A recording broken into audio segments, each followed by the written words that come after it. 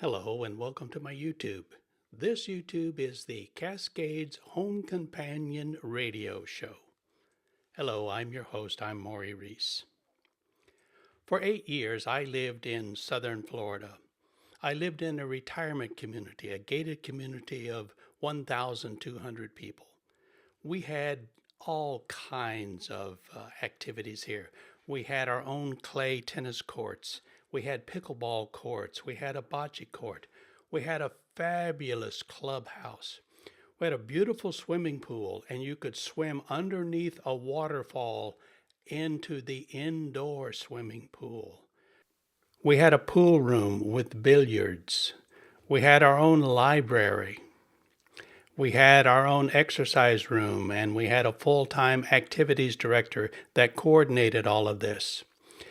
And we had a ballroom that could hold 250 people, and we put on concerts and we put on plays about every other month.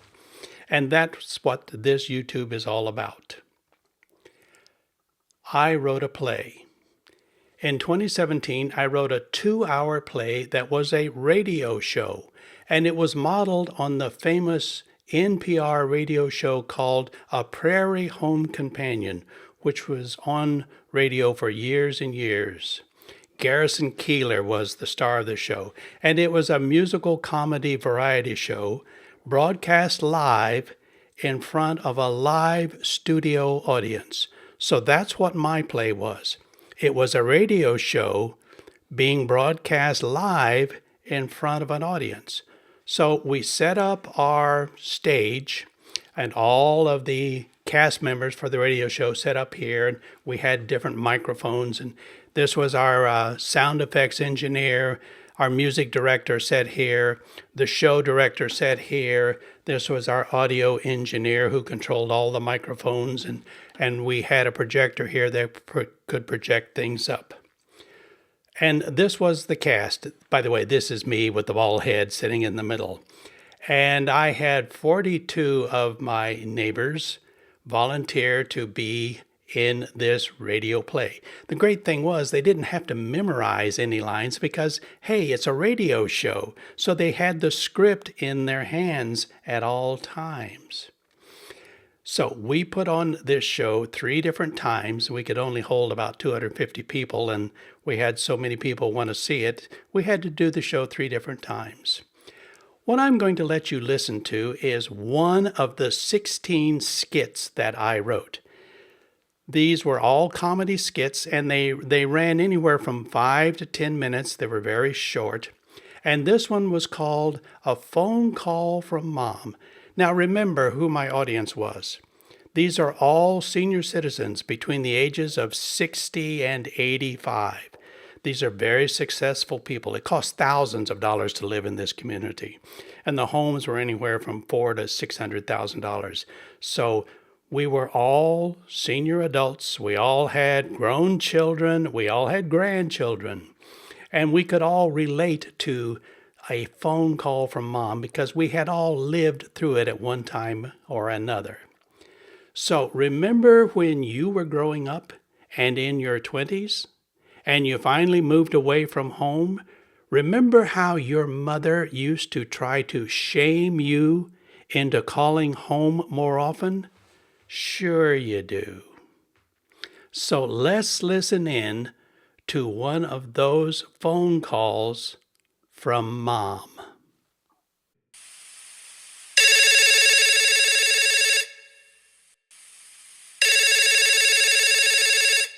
Hello? Dwayne, honey, it's your mom, remember? Happy Thanksgiving, Dwayne. Hi, Mom. I got your voicemail that you were going to New York for Thanksgiving. And of course, we were so disappointed. I fixed an organic, free-range, gluten-free turkey for you. No hormones, no food additives, and the turkey was killed humanely by lethal injection. It was okay. It was what it was. And so, dear, how was your Thanksgiving? I can't imagine spending Thanksgiving in New York City, but I guess that's just me. Do you have friends there? Hello, Dwayne? Are you there? Did I lose you? Hello? Hi, Mom. I'm still here. What's wrong, honey? You're so quiet. I'm fine, Mom. So, who did you spend Thanksgiving with? Not that it's any of my business, but I only hope your holiday was nice. Was it that girl you met online? The one with the big hips that didn't show up in the picture she sent? No, I came out for a job interview, Mom. You what? I saw an ad for job writing tweets for politicians. In New York? Why not in Washington, D.C.? The PR company writing the tweets is in New York, Mom. Oh, okay. You're not thinking of moving to New York City, are you? Well, if they make me a job offer, I guess I would, Mom. Does this mean you're giving up on the novel? I don't know. I don't know means yes, Dwayne. A mother can tell these kind of things. I had a dream about you moving to New York. You fell down unconscious in the street, and people were walking over you, and nobody stopped to help you. New York isn't like that, Mom. Why don't you want to stay close to those who know and love you? Don't answer that. Maybe I'll mail your Christmas present early.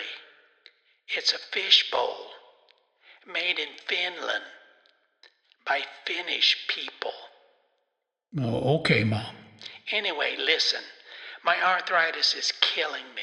I've got to hang up and hang upside down for 5 minutes. Here, talk to your dad. He's right here. Hey, Hank? Mom, why don't you go see the doctor about your arthritis? No, there's nothing they can do. It's caused by childbirth. You rearranged my whole skeletal structure, Dwayne. I was in hard labor for 16 hours giving birth to you. 16 long, terrible, painful hours of agony. Your head was so big. After you came out, I never danced again for 3 years. Not that I was in the mood, but anyway, here, talk to the man who did it to me. Here, talk to your son, Hank. Talk to him. He's right here on the phone. Here, take it. Just take it. Hello? Hi, Dad. Happy Thanksgiving. Yeah, I guess so. I hear you're moving to New York. I don't know, Dad. Maybe. If I were you, I'd do it in a minute. Go. What's wrong with you? Well, I don't know. So you didn't go to Lois and Elmer's? Nope. They're both hard of hearing. Plus, they're a little senile. That's a bad combination. Your mother sent me over with a tray of food, and I set it on the step and rang the doorbell, and I ran. I think the squirrels ate it. Oh, too bad. Okay, I'm back. What were you talking about? Just give me the phone, Hank. Here, give it to me. Dwayne, honey, are you still there? I'm here, Mom. So you spent Thanksgiving in New York City. Yeah, I was in New York. With who? I was at a soup kitchen, Mom, serving dinner to a couple hundred homeless people. Who talked you into that, Dwayne? What's her name? What makes you say that? I know you, Dwayne. Who was she? I did it because it was the right thing to do, Mom. Give me some credit. Right. Who is she? Her name is Libby. But what does that have to do with it? Libby? A new friend? Well, we corresponded for a while. On Facebook? A Facebook friend? Yes, but so what? Facebook is for losers, Dwayne. Everybody knows that. There are studies on that. People who can't converse, people who dread eye contact, people with a stunted personality. And so what happened? That's what I want to know. Oh, Mom, So if your dad and I were on Facebook, then we could see you for Thanksgiving? Mom, Or we could be homeless. Dad and I could go around with a wine bottle in our pocket and garbage bags on our feet. Mom, really? I gave birth to you. Did I tell you, Dwayne, when you were born, I was in hard labor for over 23 hours, Dwayne? 23 hours of constant stabbing, brutal, burning pain. And then I fed you from my own body for months and months and months. And now you want to go live among 8 million dangerous, aggressive, hostile people just so you can write dumb tweets for dishonest politicians.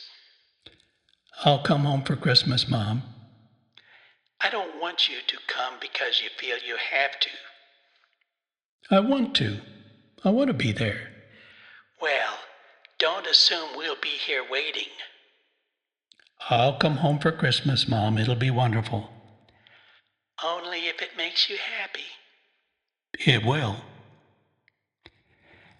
And if we're not here, if you should come home and find that our house has been sold and the new owners have no idea where we went, only that we piled our furniture on the roof of our car like a bunch of Okies, and the neighbors don't know, and my cell phone is dead, and Dad's cell phone is dead, I just want you to sit in your car at the end of our driveway and think of us and all we did for you. Will you promise to do that? Will you, Dwayne? I will, Mom. Then I'll be happy. Okay. Good talking to you, Mom. You be careful out there. I will, Mom. And Dwayne, don't talk to strangers, honey. Mom, I'm 39 years old. I've got a master's degree from Boston University. I can talk to strangers now. It's okay. Really. I love you, honey. Bye now. Love you too, Mom. Bye.